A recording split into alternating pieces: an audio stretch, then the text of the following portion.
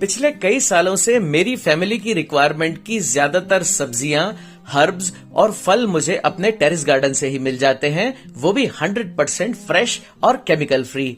अपने घर की उगाई हुई ताजी ऑर्गेनिक सब्जियां, हर्ब्स और फल बाजार वाली केमिकल से उगाई हुई फल सब्जियों से न सिर्फ स्वास्थ्य और सेहत में कई गुना टेस्टी और बेहतर होते हैं, साथ ही साथ अपने हाथों से फल सब्जियां उगाने और हार्वेस्ट करने का मजा ही कुछ और होता है। अगर आप वेजिटेबल गार्डनिंग शुरू करना चाहते हैं तो सर्दियों का ये मौसम अपनी टेरेस या बालकनी में गार्डन बनाकर पौधे उगाने के लिए सबसे अच्छा है। आज के इस वीडियो में मैं आपको दिसंबर जनवरी में उगाए जाने वाले फल सब्जियों और हर्ब्स की पूरी इन्फॉर्मेशन दूंगा और पूरे ग्रोथ अपडेट्स के साथ ये भी सिखाऊंगा कि बीज लगाने से लेकर हार्वेस्टिंग तक इन सभी पौधों की देखभाल कैसे करना है, जिससे गमलों में भी आपको ढेर सारी यील्ड मिल सके। दिसंबर जनवरी में आप अपने किचन गार्डन में तरह तरह की सब्जियां तो उगा ही सकते हैं, साथ ही आप कई तरह के एक्सोटिक हर्ब्स के पौधे भी बड़ी ही आसानी से उगा सकते हैं, जो मार्केट में आपको काफी महंगे मिलते हैं। दिसंबर से लेकर जनवरी के बीच आप छोटे गमलों में भी लेटस यानी सलाद पत्ते के पौधे उगा सकते हैं। 1 से 1.5 महीने में ये हार्वेस्टिंग के लिए तैयार हो जाते हैं। मैं रेड रोज वैरायटी के ये लाल लेटस और आइसबर्ग वैरायटी के ये ग्रीन लेटस उगा रहा हूं। 50% कोकोपीट और 50% वर्मी कंपोस्ट को मिलाकर थोड़ा गीला कर लीजिए और एक चौड़े कंटेनर में भर लीजिए। लेटस के बीजों को सीडलिंग मिक्स पर इवनली फैला दीजिए।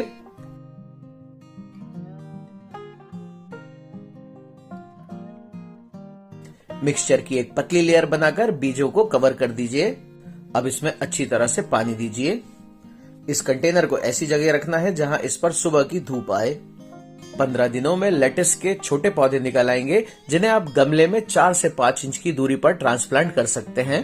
अब इन्हें फुल सनलाइट में रखना जरूरी है। 45 दिनों बाद इसमें ढेर सारी पत्तियां निकल आई हैं और जब हर पौधे में 8-10 पत्तियां निकल आए तो इसका मतलब है पौधे अब हार्वेस्टिंग के लिए तैयार हैं। हमेशा नीचे की तरफ वाले मैच्योर्ड पत्तों को हार्वेस्ट कीजिए। ऐसा करते रहने से पौधा नए नए पत्ते बनाता रहेगा। अगले 1-1.5 महीने तक इसमें इसी तरह से आपको हार्वेस्ट मिलता रहेगा।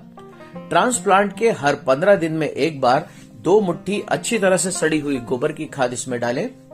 ग्रोथ बूस्ट करने के लिए आप इसमें 1 चम्मच बायोजाइम ग्रेन्यूल्स यानी काले दाने भी डाल सकते हैं। इसमें पानी देने का खास ख्याल रखें। ओवर वाटरिंग से इसके पत्ते गल सकते हैं। पानी तभी दें जब मिट्टी हल्की सूखी महसूस हो।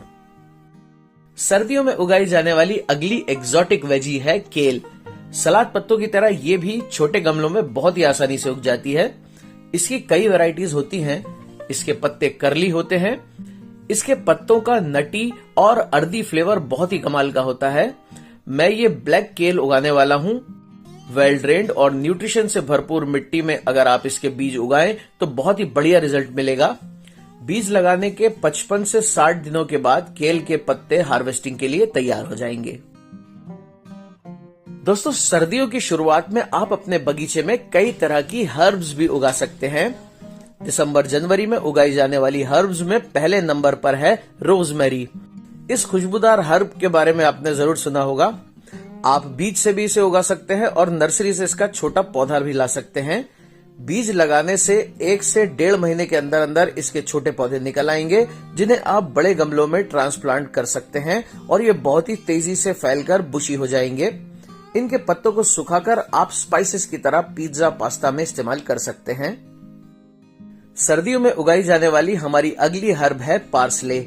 सलाद, स्मूदीज और सैंडविच में इसे डाला जाता है और इसका स्वाद बहुत ही लजीज होता है।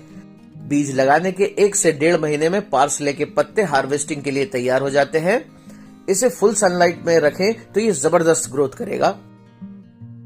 सेलरी एक क्रंची और टेस्टी हर्ब है। इसे आप किसी भी तरह की मिट्टी में उगा सकते हैं। सेलरी के बीजों को कतार बनाकर इवनली गमले में लगा दीजिए। 10 से 15 दिनों में इसके सीडलिंग्स निकल आएंगे और 1.5 से लेकर 2 महीनों का पौधा हो जाने पर आप इसे हार्वेस्ट कर सकते हैं। इसे सलाद, स्मूदीज और सब्जियों में डालने पर बहुत ही बढ़िया टेस्ट आता है। हमारी लिस्ट में अगला हर्ब प्लांट है ओरिगेनो। ओरिगेनो का नाम तो आपने जरूर सुना होगा। ऑरिगेनो अपनी गजब की खुशबू और जबरदस्त टेस्ट के लिए जाना जाता है। ड्राइड ऑरिगेनो लीव्स के बिना पिज्जा का स्वाद अधूरा होता है। इसके बीजों को आप सीडलिंग ट्रे में लगा दीजिए। 10-12 दिनों में बीज जर्मिनेट होकर छोटे पौधों में बदल जाएंगे। जब पौधे में 4-5 पत्तियां आ जाए तो आप इन्हें गमले में ट्रांसफर कर सकते हैं। पौधा जब 6 इंच का हो जाए तो इसके ऊपर की टिप को काट दीजिए। इससे इसमें आसपास से नई साइड ब्रांचेस निकलेंगी और पौधे घने होने लगेंगे। 2 महीने के अंदर अंदर पौधे काफी घने और बुशी हो जाएंगे। ऑरिगेनो की पत्तियों को सुखाकर इन्हें ग्राइंड करके स्टोर करके रख सकते हैं। सर्दियों में उगाई जाने वाली अगली हर्ब है वाइल्ड रॉकेट। इसका फ्लेवर स्पाइसी, पेपरी और मस्टर्डी होता है। सलाद, पास्ता और पिज्जा में इसका काफी यूज किया जाता है। वाइल्ड रॉकेट एक ऐसा पौधा है जो किसी भी तरह की मिट्टी में बड़ी आसानी से उग जाता है। बस वेल ड्रेन्ड मिट्टी में इसके बीजों को स्प्रिंकल कर दीजिए और 1 से 1.5 महीने में इसके पौधे पत्तियों से भर जाएंगे। थाइम को भी आप जनवरी में उगा सकते हैं। कई लोग थाइम के बारे में नहीं जानते, पर यह सुपर हर्ब अपने मिंटी फ्लेवर और हेल्थ बेनिफिट्स के लिए जाना जाता है। इसे आप बीज से भी उगा सकते हैं और कटिंग से भी उगा सकते हैं। इसके पौधे भी आपको बड़ी नर्सरीज में आसानी से मिल जाएंगे। दोस्तों, इन सभी हर्ब्स के बीज किसी भी बड़ी एग्रीकल्चर शॉप पर आपको मिल जाएंगे। हालांकि इनके पौधे सिर्फ बड़ी नर्सरीज में ही मिलते हैं। अगर आपके सिटी की नर्सरीज में भी ये ना मिले तो आप इनके बीज या प्लांट्स को Amazon.com से ऑनलाइन ऑर्डर करके भी मंगवा सकते हैं। अब आते हैं हम दिसंबर जनवरी में उगाए जाने वाले रेगुलर वेजिटेबल्स पर। कीड़े की तरह दिखने वाला ये जुकीनी एक एक्सोटिक वेजिटेबल है जिसका टेस्ट बहुत ही अच्छा होता है और इसके काफी सारे हेल्थ बेनिफिट्स भी होते हैं। और सबसे बढ़िया बात यह है कि ये 40 से 50 दिनों के बीच फ्रूटिंग भी करने लगता है। जुकीनी के बीज को सीडलिंग ट्रे में लगाइए। जुकीनी के बीजों को रात भर के लिए पानी में भिगोकर छोड़ दीजिए। इससे जर्मिनेशन प्रोसेस फास्ट हो जाएगा। 50% कोकोपीट और 50% वर्मी कंपोस्ट को मिलाकर थोड़ा गीला कर लीजिए और सीडलिंग ट्रे में भर लीजिए। सीड्स को आधे इंच की गहराई पर लगाकर कवर कर दीजिए। सीडलिंग ट्रे को ऐसी जगह रखिए जहां सुबह से 2-4 घंटे की धूप मिल सके। जब पौधे में 3-4 पत्तियां आ जाए तो इसे कंटेनर में ट्रांसफर कर दीजिए। अच्छी फ्रूटिंग के लिए कंटेनर को फुल सनलाइट में रखें। 15-20 दिनों में पौधा बढ़िया ग्रोथ करने लगेगा और घना भी हो जाएगा। 1 महीने बाद इसमें फ्लावरिंग शुरू हो जाती है। लगभग 45 से 50 दिनों के बाद जुकीनी बड़ी होकर हार्वेस्टिंग के लिए तैयार हो जाती है। 100 से 110 दिनों में आलू हार्वेस्टिंग के लिए तैयार भी हो जाते हैं। आपको ये जानकर हैरानी होगी कि अगर आप सही तरीके से उगाएं तो आप बड़े कंटेनर में भी ढेर सारे आलू उगा सकते हैं। इसके लिए आप कुछ फ्रेश आलूओं को भीगे हुए टॉवल में लपेटकर 3-4 दिनों के लिए बंद करके रख दें। इससे आलूओं में स्प्राउट्स निकल आएंगे। अब इन्हें 15 दिनों के लिए शेड में रख दीजिए। 15 दिनों बाद स्प्राउट्स बड़े हो जाएंगे और अब ये आलू कंटेनर में लगाने के लिए तैयार हो गए हैं। ढेर सारे आलू उगाने के लिए आपको वेल ड्रेन्ड और भुरभुरी मिट्टी की जरूरत होगी। बराबर क्वांटिटी में मिट्टी, रेत और कंपोस्ट या गोबर की खाद मिलाकर बड़े कंटेनर में आधे से ज्यादा भर लीजिए। स्प्राउटेड आलूओं को 6 इंच की दूरी पर लगाकर मिट्टी से कवर कर दीजिए। 40 दिनों बाद आलू के छोटे छोटे पौधे निकल आएंगे। 1 महीने बाद पौधे बड़े और घने हो जाएंगे। गमले में जो खाली जगह हमने छोड़ी थी, अब उसे भी मिट्टी से भर दीजिए। ऐसा करने से मिट्टी में दबने वाली ब्रांचेस से भी जड़ें निकलेंगी और ज्यादा आलू बनेंगे। 80 दिनों में आलू के पौधों की फुल ग्रोथ हो चुकी है। 110 दिनों के बाद पौधे के पत्ते अपने आप पीले होने लगेंगे और पौधे सूखना शुरू हो जाएंगे। इसका मतलब मिट्टी के नीचे आलू बनकर तैयार हो गए हैं। अब आप ढेर सारे आलू हार्वेस्ट कर सकते हैं।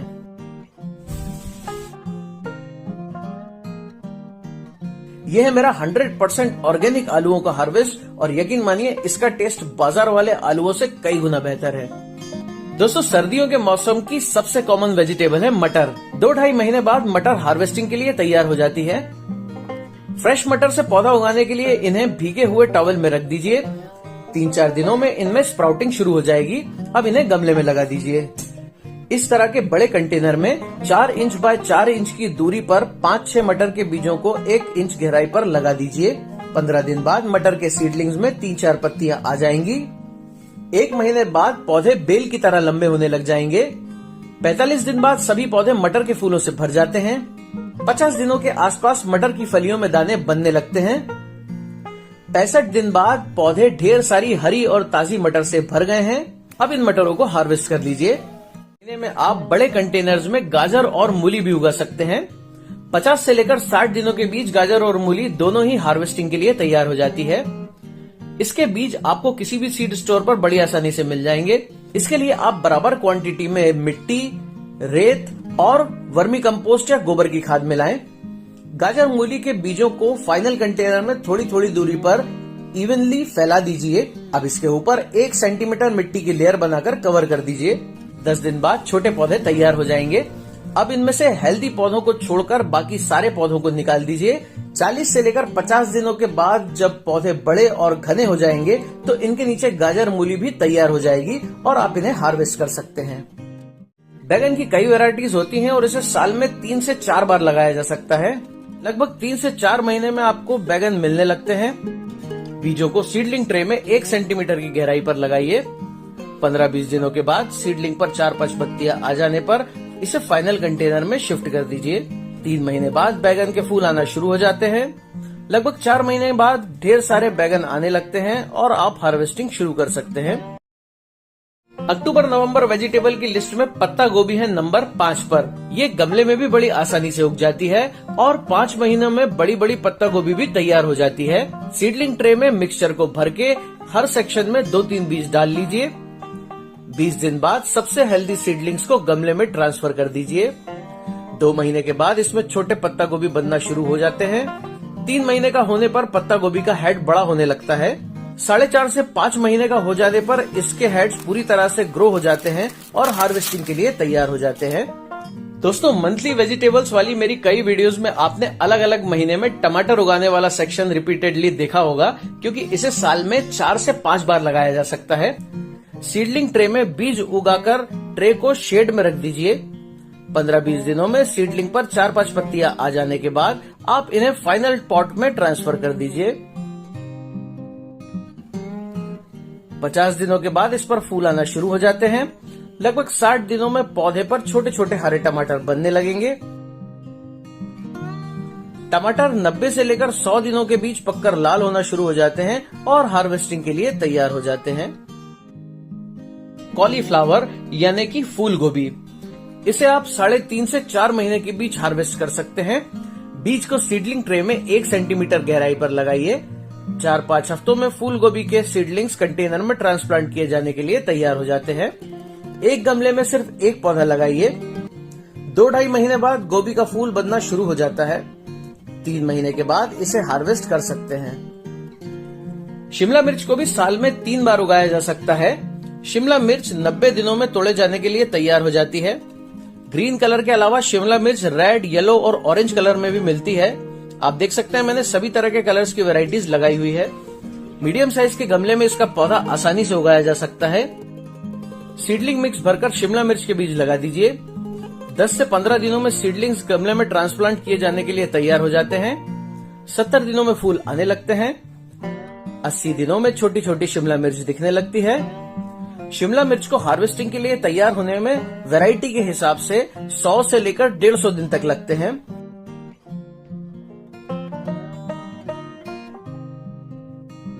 अब मैं आपको बताने वाला हूं ऐसे 6 फलों के प्लांट्स के बारे में जिन्हें आप गमले में लगा सकते हैं और ये गमलों में बहुत बढ़िया फ्रूटिंग करते हैं। स्ट्रॉबेरी का पौधा सर्दियों में फ्रूटिंग करता है। नर्सरी से सीडलिंग्स लाकर वेल ड्रेन्ड और न्यूट्रिशन से भरपूर मिट्टी में ट्रांसप्लांट कर दीजिए। 50 दिनों में इसमें फ्लावरिंग शुरू हो जाती है और 3 महीने में पकी हुई लाल लाल स्ट्रॉबेरीज हार्वेस्टिंग के लिए तैयार हो जाएंगी। दोस्तों, ये है स्टार फ्रूट।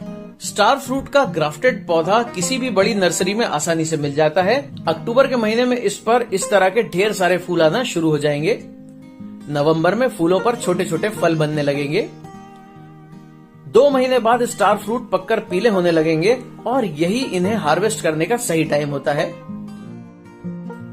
चीकू का पौधा भी गमले में बड़ी ही आसानी से उग जाता है और सही देखभाल से इसमें ढेर सारे फल भी आते हैं। लगभग 1 साल बाद इसमें फ्लावरिंग शुरू हो जाएगी और फूल आने के लगभग 6 महीने में चीकू तोड़े जाने के लिए तैयार भी हो जाएंगे।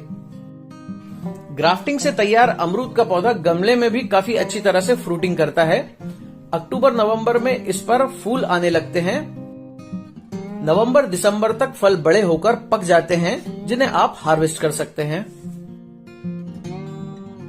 अक्टूबर नवंबर सीताफल का भी मौसम होता है, जिसे कस्टर्ड एप्पल या शरीफा भी कहते हैं।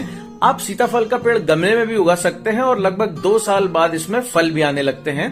1.5 साल बाद इसमें फूल आना शुरू हो जाएंगे। लगभग 6 से 7 महीने में सीताफल का कलर हल्का होने लगेगा और अब ये हार्वेस्टिंग के लिए तैयार है। नींबू की ऐसी कई ग्राफ्टेड वैरायटीज होती हैं जो गमले में न सिर्फ आसानी से उग जाती हैं, बल्कि ये लगभग साल भर जबरदस्त फ्रूटिंग भी करती हैं। गमले में इनका साइज 5-6 फीट से ज्यादा बड़ा नहीं होता। ग्राफ्टेड पौधे को 24 इंच या उससे भी बड़े गमले में लगाएं। कुछ ही महीनों में इस पर फूल आना शुरू हो जाएंगे। नींबू के फलों को बड़े होकर पकने में लगभग 5 से 6 महीने का समय लगता है। जब ये पीले होने लगे तो आप इन्हें हार्वेस्ट कर सकते हैं। गमले में इन सब्जियों को उगाने के लिए न्यूट्रिशन से भरपूर वेल ड्रेन्ड मिट्टी की जरूरत होती है। इसकी मिट्टी बनाने के लिए आपको चाहिए गार्डन सॉइल 50%, अच्छी तरह से सड़ी हुई गोबर की खाद 30%, रेत 20% और 2 मुट्ठी नीम खली पाउडर, जो कि ऑर्गेनिक फंगिसाइड का काम करता है। इन सभी पौधों को अच्छी फ्रूटिंग के लिए न्यूट्रिएंट्स की जरूरत होती है। हर 15 दिन में एक बार एक गमले में 2 मुट्ठी गोबर की खाद या कंपोस्ट डालें और हल्की सी गुड़ाई कर दें। माइक्रो न्यूट्रिएंट्स की कमी पूरी करने के लिए महीने में एक बार 1 मुट्ठी बायोजाइम ग्रेन्यूल्स या सीवीड एक्सट्रैक्ट ग्रेन्यूल्स डालें। बीज से लेकर खाद तक सब कुछ आपको किसी भी एग्रीकल्चर स्टोर पर या amazon.com पर आसानी से मिल जाएगा। इस मौसम में सब्जियों के पौधों पर कई तरह के पेस्ट लग सकते हैं, इसलिए सीडलिंग स्टेज से ही 1 लीटर पानी में 5 ml नीम ऑयल मिलाकर हर 15 दिन में पूरे पौधे पर स्प्रे कीजिए। तो ये वीडियो आपको कैसा लगा मुझे कमेंट करके जरूर बताएं। वीडियो पसंद आया हो तो इसे लाइक और शेयर करें। मेरे इस चैनल को प्लीज सब्सक्राइब जरूर करें। नए वीडियोस का नोटिफिकेशन सबसे पहले पाने के लिए बेल आइकन को प्रेस करें। तो मिलते हैं अगले वीडियो में। Thanks for watching and keep on gardening.